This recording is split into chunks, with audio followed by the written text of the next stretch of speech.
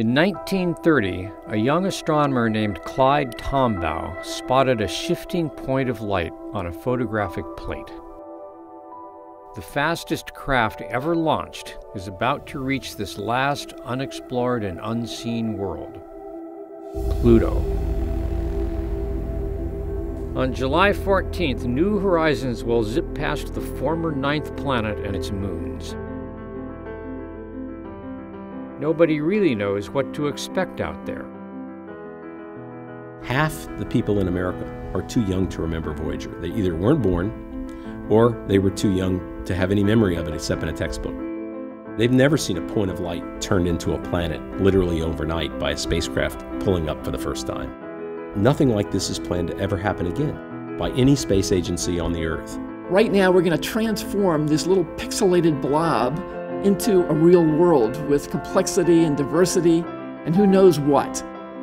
We have some very crude images of what Pluto looks like from the Hubble Space Telescope, but really we have almost no idea of what it actually looks like. We have a lot of ideas of what it might look like. All of those pictures that we have in our heads and that we think we know what Pluto looks like, we're just going to throw all those out the window and replace them with reality, which is the most fun thing you can do. New Horizons lifted off from Cape Canaveral on January 19th, 2006. It was designed to be simple, practical, reliable, and fast. Very fast. The spacecraft, in order to get to Pluto, had to be launched on the largest rocket that was available and making the payload small so you get the maximum energy injected into this spacecraft. It took the Apollo astronauts 3 days to get to the moon. The New Horizons spacecraft passed the moon in 9 hours. A year later, New Horizons passed Jupiter, gaining enough speed to cut 3 years of travel time. But reaching Pluto still required 9 years and 3 billion miles. The longest journey yet for any spacecraft to reach its primary target. You know, we've gone through this long, extended cruise to get out to Pluto because it's so far away. Pluto's always been in the future. It's always been sort of this abstract concept of, you know, it's been a PowerPoint, timelines and whatnot. Now it's really starting to reveal itself with the instruments. And it's like, wow, we really are almost there. We're going exploring. We've never been to this type of planet. We've never been to the Pluto system. And one of the great lessons of planetary science is that the first missions to Mars discovered completely unexpected things like river valleys. The first missions to Jupiter discovered that there were volcanic moons and moons with oceans on the inside, and no one predicted that really. So we've learned from experience that you go in with your eyes wide open, the most powerful suite of instruments. After all, we're not planning to rewrite any textbooks, we're planning to write them from scratch. What we know about Pluto can be put on a postcard. It is a pipsqueak of a world smaller than Earth's moon.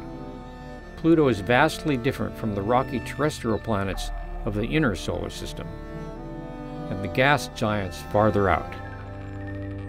Pluto is like a little mini solar system. We've just discovered all of these other moons over the past decade, 5 moons plus Pluto. Who would have thought that such a little object, that's only 3/4 the size of the Earth's moon, would have a little mini solar system running around it? The first couple moons they discovered, we thought, oh wow, that's pretty cool. Now Pluto has 3 moons. But when they got to the other 2 moons, we were thinking, oh no, this might be a problem. Maybe there's a debris field, maybe there's a ring system, we just don't know. It's one lone, plucky little spacecraft with no backup, potentially flying into harm's way. The Pluto system is tipped on its side, like a target facing the sun. The inclination of Pluto is interesting right now. So it almost looks like a big dartboard, and we have this lance coming at it and going right through the dartboard. New Horizons will speed through it at 10 miles a second, crossing the orbit of Charon, Pluto's largest moon. The thought and the hope is that Charon's gravity will have cleared away any nearby dust and debris. If the spacecraft were hit by something even the size of a rice pellet, it could pierce into the spacecraft and potentially cause it to stop functioning. It would be like colliding with a brick at 60 miles an hour. It takes 4.5 hours for a signal from Earth to get to Pluto. During the flyby, New Horizons will be on autopilot, out of contact with the Earth, as alone as any robot has ever been. With the New Horizons spacecraft, everything is fixed, so it can only point in one direction at a time. During the closest approach, there's very little time where it's pointed at the Earth. It's mostly pointed at that target that we've been spending 9 years to get to. One of the things about New Horizons is that it's carrying the most sophisticated battery of instrumentation that's ever been carried on a first reconnaissance mission to a planet in history. On board this payload are 7 scientific instruments. They're very highly miniaturized, very high tech. When you turn them all on at once, together, all 7 draw 28 watts, which is about a half a light bulb, something like a night light, and yet they pack tremendous power. New Horizons is carrying a few mementos into the depths of space and out of the solar system, including a small container of Clyde Tombaugh's ashes. I think, spiritually speaking, in terms of our quest and understanding our place, is that this is a human endeavor. And Clyde Tombaugh discovered this world, and that he didn't live to actually see the mission, but a tiny portion of his ashes are on board the spacecraft. He's the first human remains to be sent out of the solar system. And in a beautiful way, it connects the human discovery of this world with that very human articulation of a piece of engineering that's going to bring home the science. And in that way, I think it's rather poetic that a little bit of Clyde is going to sail past Pluto on July 14th. But the reunion with his world could be bittersweet. From the beginning, there had always been something odd about the 9th planet. Then a Caltech astronomer named Mike Brown discovered a world larger than Pluto in the Kuiper Belt, an ocean of comets and icy worlds beyond Neptune. If Pluto was a planet, then so was this new object, which he named Eris, after the goddess of discord. In my mind, a planet is one of the small number of objects in a planetary system that dominates the planetary system. In our solar system, the classification is really simple. You have these 8 that are much more massive than anything else, and they're in these beautiful circular orbits, and everything else in the solar system is small and in these crazy inclined or eccentric orbits, and it's all because anytime a small object gets close to a planet, it gets scattered off into space in some crazy orbit. It makes much more sense to call Pluto and Eris, which is bigger than Pluto, and I found it makes much more sense to classify these with the Kuiper Belt, where they truly belong, than to artificially and sort of nostalgically continue to consider them planets. Less than a year after New Horizons was launched, the International Astronomical Union voted for the first time on the definition of a planet. It's round, it goes around the sun, and it has cleared everything else out of its path. A definition that demoted Pluto to a dwarf planet.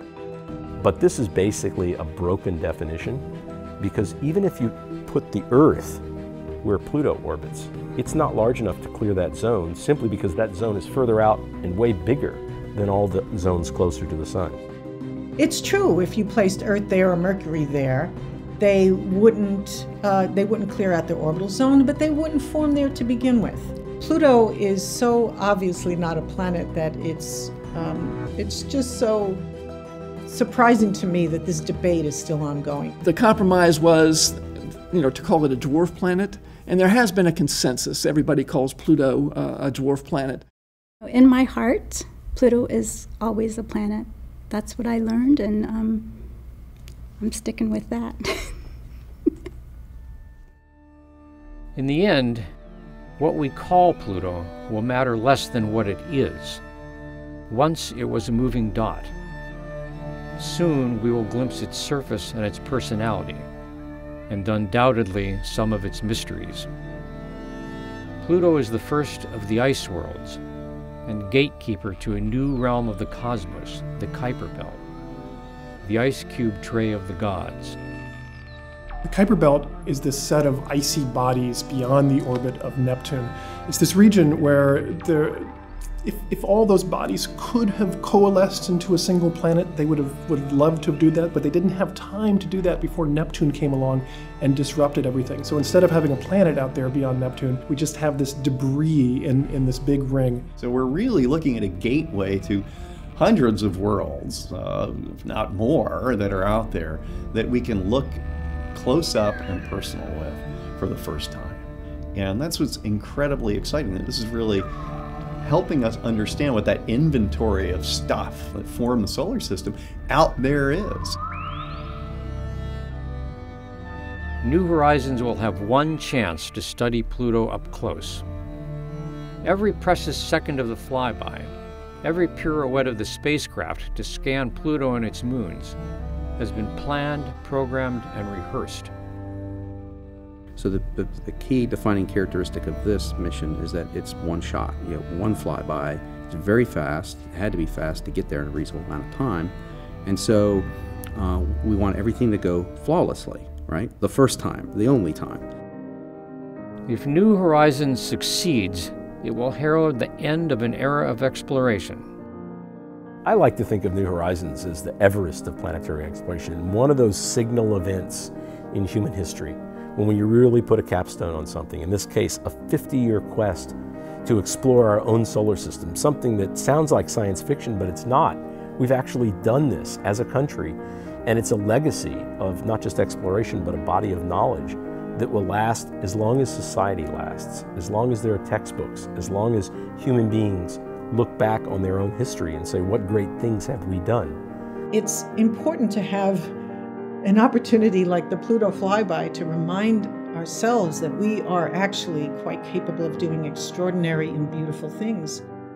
We are the beings that develop the languages of mathematics and science, that we are the beings that established a program, a systematic, methodical program of exploring our cosmic neighborhood. And that's mind-blowing. It's a beautiful, beautiful thing. And so that's why I love planetary flybys and I love events like this. It's an opportunity to say, okay, maybe there's hope. New Horizons will watch the sun set and rise on Pluto for the first and only time. A momentary eclipse 3 billion miles away. After Pluto, we will have seen all the known worlds for the first time. Our generation of humans will always be remembered for discovering the wonders of the solar system. What will the next generations be remembered for? A universe is waiting.